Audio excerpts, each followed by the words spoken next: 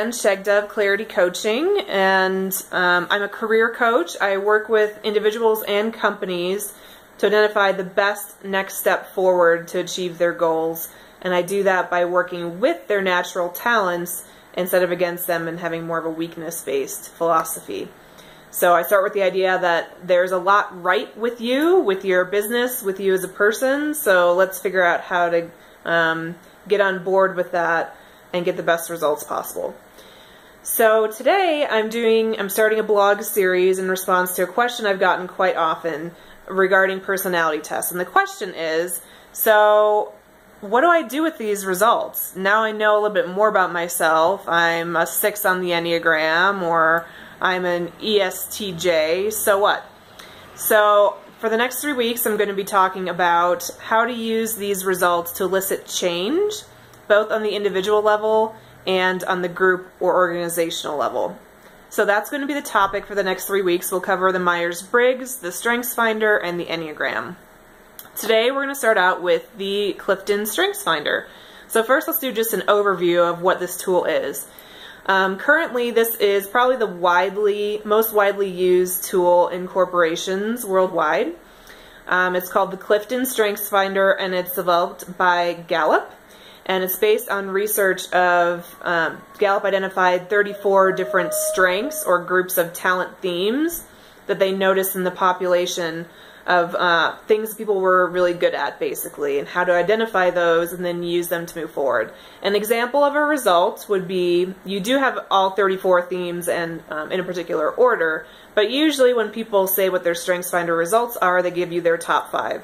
For example, my StrengthsFinder results are: number 1, individualization; 2, strategic; 3, learner; then achiever and relator.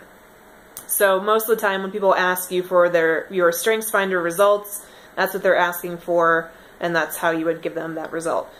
So okay, so from those results I know that I tailor fit experiences for others, I'm strategic in how I think, I like to develop long-term relationships, I like to get things done, and I love to learn. All useful information, all things I kind of already knew about myself though, right? So here's how you use these results effectively. First, let's talk about the individual level. And let's see, what's a good problem we can use as an example? Here's one that I deal with people a lot, so I'll use it for myself even though I'm in the job I want. But let's say I'm a person that's really frustrated with my work and I'm not sure how to get to where I want to go. So I'm not happy doing the job that I'm doing. To elicit change and use these results, we would say, okay, Jan, here's your top 5 StrengthsFinder results. Which one of these strengths could you use to attack this problem? What comes to mind? And I would think, so I'm not liking my job. I could maybe use my strategic talent or strength to figure out the best way out of that problem. I could use my learner strength to figure out maybe is there some other field that I could go into where I could learn more. I could also use my relator by getting in touch with my network and seeing what ideas those people might have for me. So there's all sorts of ways to do that, but the idea is to work with your strengths, not against them. Whereas conventional wisdom might tell you how to, what's the best way to deal with being unhappy at work? Well, here's a 10-step, rules of how to effectively move on from that. StrengthsFinder says for effective change, start with what you're good at. Lean more into that, and there's always going to be something there that will help you get out of whatever hole you're in. So hopefully that's pretty clear on the individual level. On the group level, if you have a problem, it's very similar. Let's say you're managing a team, and the problem is that you're not meeting your sales requirements, or your sales targets, if it's a sales team. If you sit down as a team and you map out everyone's StrengthsFinder results, and you understand the top 5 for each person, then you would look at the strengths as a team and say, okay, what can we leverage more effectively to address this problem?